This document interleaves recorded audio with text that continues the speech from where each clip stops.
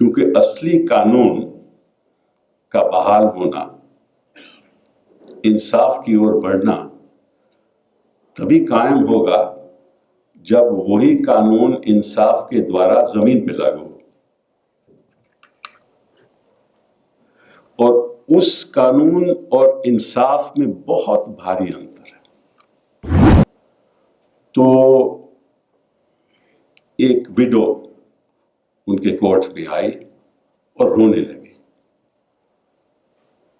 बोली कि जज साहब मुझे इंसाफ चाहिए, जज साहब मुझे इंसाफ चाहिए, और रोने लगी और अपनी बात रखने लगी।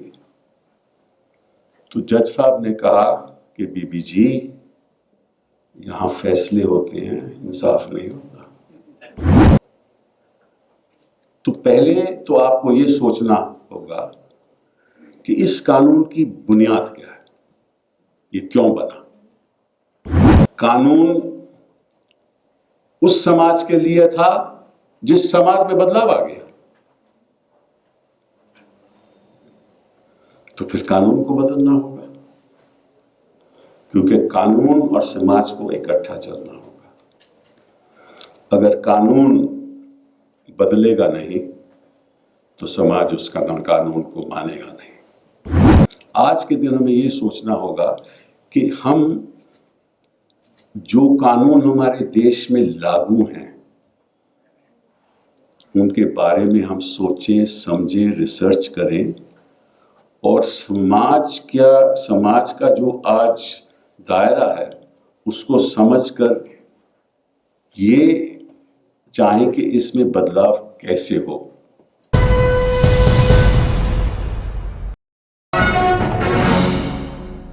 पहले तो मैं मुस्लिम पर्सनल लॉ बोर्ड को मुबारकबाद देना चाहता हूं कि एक ऐतिहासिक शुरुआत आज हुई है और इसकी जरूरत भी है। मैं जब सुप्रीम कोर्ट का प्रेसिडेंट था तो मैंने बड़ी कोशिश की, बड़ा प्रयास किया कि वकील बैठ करके एक सुप्रीम कोर्ट का जर्नल शुरू करें, क्योंकि आजकल वकील लोग ज्यादा पैसे बनाने में लगे हुए हैं और इस बात पे तवज्जो नहीं करते कि कानून की बुनियाद रिसर्च से होती है, एकेडमिक एप्लीकेशन से होती है। कानून के फैसले तो अदालतों में होते हैं, लेकिन जब तक आप रिसर्च नहीं करोगे, जब तक आप अपनी एकेडमिक इनपुट नहीं दोगे, तो फैसलों में दरार आ जाएगा। और अगर आप कहीं भी देख लो हिंदुस्तान में, कहीं भी किसी भी लीगल कम्युनिटी में चले जाओ, किसी भी हाई कोर्ट में चले जाओ, आपको कोई ऐसा जर्नल नहीं मिलेगा जहां वकील लोग बैठकर तय करें कि इस कानून की बुनियादी वजह क्या है और इस कानून को बदलना क्यों चाहिए। क्योंकि कानून क्या है?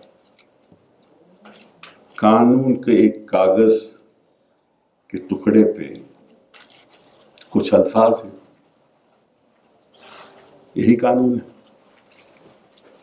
और उस अल्फाज के बीच और इंसाफ के बीच बहुत भारी अंतर होता है।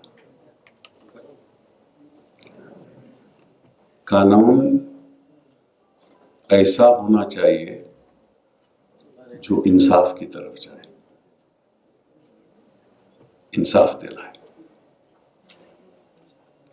तो एक मौलाना साहब यहाँ कह रहे थे कि कानून का पालन होना चाहिए।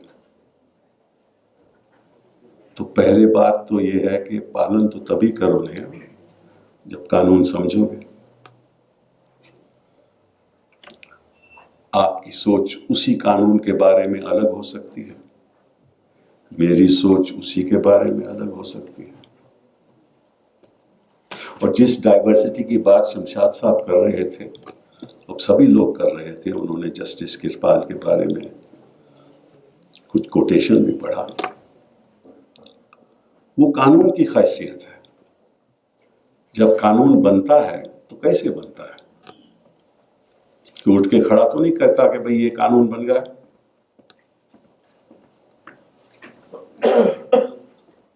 जो भी कानून बनता है, चाहे वो किसी भी सब्जेक्ट मैटर का हो, उसमें सबकी राय ली जाती है कि इस कानून का इफेक्ट क्या होगा, ये कानून क्यों जरूरी है, आपकी राय क्या है, आपकी राय क्या है। उसमें भी डाइवर्सिटी है। अगर एक शख्स पार्लियामेंट में खड़ा कर होकर बिना किसी भी डायलॉग से कह दे कि आज कानून बन गया, तो क्या वो कानून है?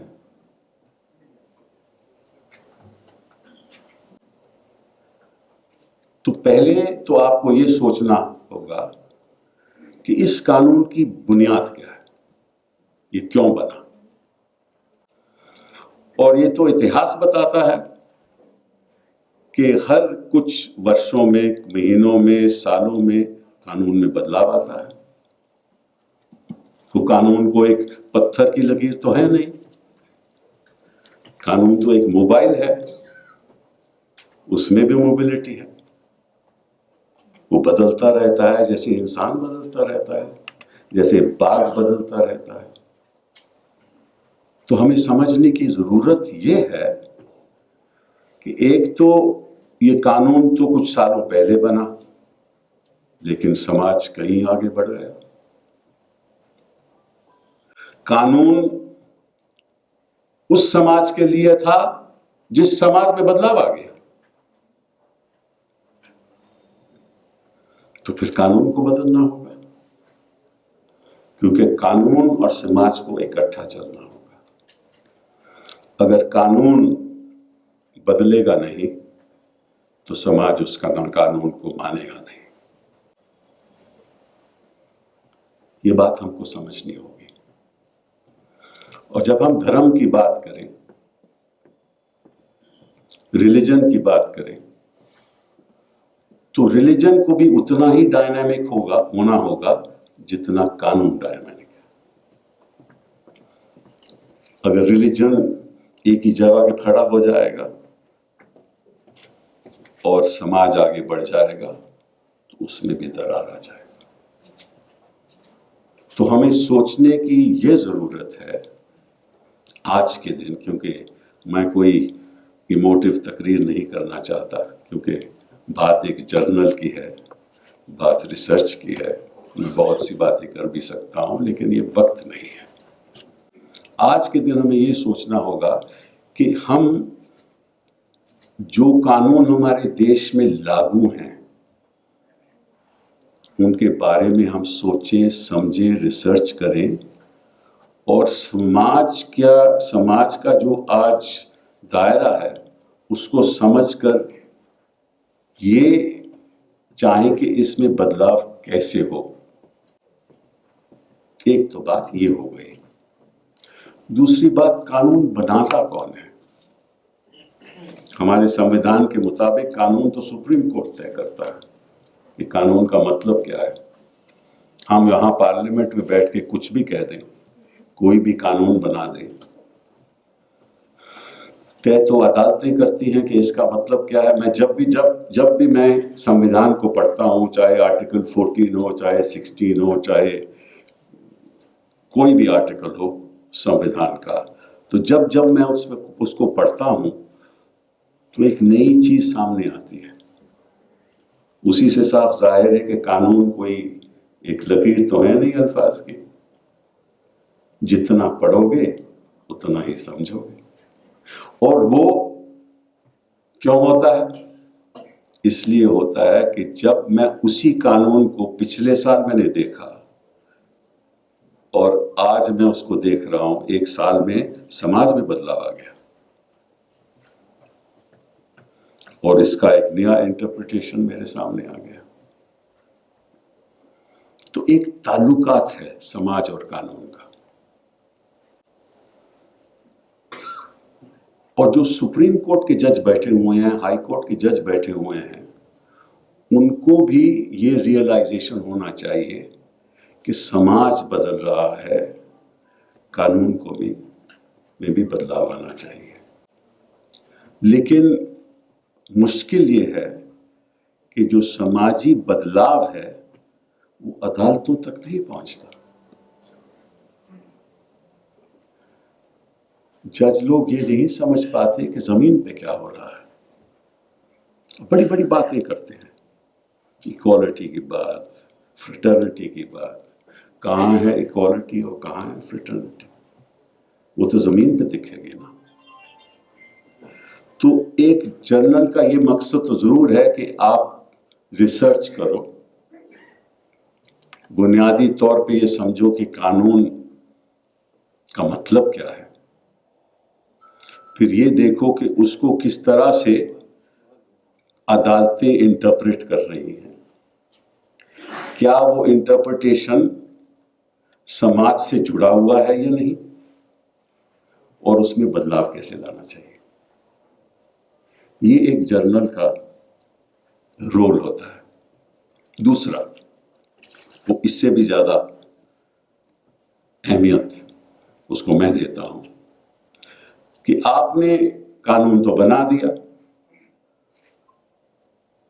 आपने इंटरप्रिटेशन भी कर दिया, लेकिन वो जमीन पे लागू कैसे कर रहा है? क्योंकि असली कानून का बहाल होना, इंसाफ की ओर बढ़ना तभी कायम होगा जब वही कानून इंसाफ के द्वारा जमीन पे लागू हो। और उस कानून और इंसाफ में बहुत भारी अंतर है। इसीलिए एक बड़े मशहूर जज थे पंजाब हरियाणा हाई कोर्ट में, जिनका नाम था जस्टिस दुल्लत। पुराने जज थे, बहुत अच्छे जज थे। तो एक विडो उनके कोर्ट में आई और रोने लगी। बोली कि जज साहब मुझे इंसाफ चाहिए, जज साहब मुझे इंसाफ चाहिए, और रोने लगी और अपनी बात रखने लगी। तो जज साहब ने कहा कि बीबी जी, यहां फैसले होते हैं, इंसाफ नहीं होता। तो अगर आप ये समझने लगो कि ये फैसले इंसाफ है, तो आप गलत रास्ते पे जा रहे हैं। इंसाफ तो आपको जमीन पे दिखेगा। तो दूसरा मकसद जर्नल का ये होना चाहिए कि कानून और इंसाफ में कितना अंतर है। यही कानून की अहमियत हो रही है या नहीं, और अगर नहीं हो रही, क्यों नहीं हो रही। इस कानून को लागू करने में इसका नतीजा क्या रहा, उसके लिए आपको डेटा लेना पड़ेगा, आपको रिसर्च करना पड़ेगा। तो जो एक शुरुआत आपने की है ना, जो बाई एनुअल जर्नल की, बाइलिंगुअल जर्नल की, बहुत ही ऐतिहासिक, पहली बार मैं देख रहा हूं कि किसी ने, खासतौर मुस्लिम पर्सनल लॉ बोर्ड में, एक पहल की है। एक और बात आपसे मैं आपके सामने रखना चाहता हूं, वो ये है कि आम आदमी कानून की बारीकियों को नहीं समझता। मैं अगर कोर्ट में बहस करूं, बड़े लंबे चौड़े अल्फाज इस्तेमाल करूं और कानूनी बातें करने लगूं, तो जो कोर्ट में बैठा है ना, उसको कोई समझ नहीं है। जब तक आप सरल तरीके से आवाम को ये नहीं बताओगे कि मेरा धर्म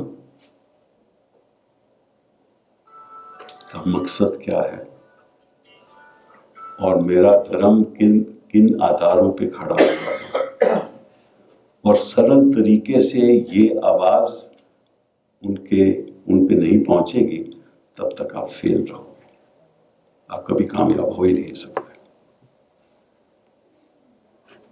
क्यों? क्योंकि आम आदमी को क्या मालूम है, उसने तो कहानियां सुनी हुई है लोगों से, साहब ऐसे हो गया, ऐसा हो गया, इसमें ये लिखा है, इसमें ऐसा लिखा है। ये हमारी जिम्मेदारी है, ये जर्नल की जिम्मेदारी नहीं, ये हम लोगों की जिम्मेदारी है कि कानून को सरल तरीके से जनता के सामने रखें और अपनी बात सरल तरीके से जनता के सामने रखें। इस्लाम का असली मकसद, मायना क्या है, वो जनता के सामने रखें और ऐसे तरीके से रखें कि जनता उसको समझे। असलियत तो ये है कि वही वकील कामयाब होता है जिसकी जो आर्ग्यूमेंट है, कोर्ट में बैठा हुआ जिसको कानून का कोई इल्म नहीं है, वो भी समझ ले। जब वो आदमी लॉ की बात समझ लेगा, हालांकि उसके पास कोई लॉ डिग्री नहीं, तो इसलिए आप कामयाब रहोगे। ऐसे ही धर्म की बात है, जब तक आप धर्म की बात सरल तरीके से समझाएंगे नहीं कि मेरा धर्म क्या कहता है। अब कुरान की बात कर लो, हदीस की बात कर लो, तो कई लोगों को नहीं मालूम कि इसके मायने क्या है, तो समझाने होंगे ना, और ऐसे आदमी को समझाने होंगे जिसको कोई इल्म नहीं है, जिसको कोई ज्यादा समझ नहीं है उनकी बातों की। बड़ी बड़ी बातें आप रिसाइट कर दो तो उसका कोई फायदा नहीं। ये बहुत जरूरी है, क्योंकि तब इंसाफ, तब आपका धर्म लोगों के जहन में बैठ जाएगा, उसका असली मकसद लोगों के जहन में बैठ जाएगा। वो समझेंगे कि आप किस लिए खड़े हुए हैं। ये भी एक बहुत अहम बात है जो हम समझते नहीं। अदालतें तो अपना फैसला करती रहेंगी, लेकिन असल फैसला तो आवाम करेगा, और आवाम तभी करेगा जब आवाम को आप समझा पाओगे कि इंसाफ का मतलब क्या है। कॉन्स्टिट्यूशन की हम बात करते हैं, संविधान की बात करते हैं, हेगड़े साहब ने भी बहुत कुछ कहा, लर्नेड हैंड की भी उन्होंने एक कोटेशन आपके सामने रखी। लेकिन कॉन्स्टिट्यूशन क्या है, आप उसको किसी भी तरीके से इंटरप्रेट कर सकते हो। तो बेटा जज है ना, उसने आपको बताना है कि इसका मतलब क्या है। मतलब सही हो गलत हो, उसने जो कह दिया सो कह दिया। तो आपको भी समझना होगा कि उसका कहा कानून तो है, लेकिन शायद इंसाफ नहीं, क्योंकि हर समाज का जो हम समाज बना क्यों? इंसाफ के लिए बना, कानून के लिए नहीं बना। कानून इसलिए जरूरी है क्योंकि समाज को इंसाफ मिलना चाहिए, बट कानून इंसाफ नहीं है।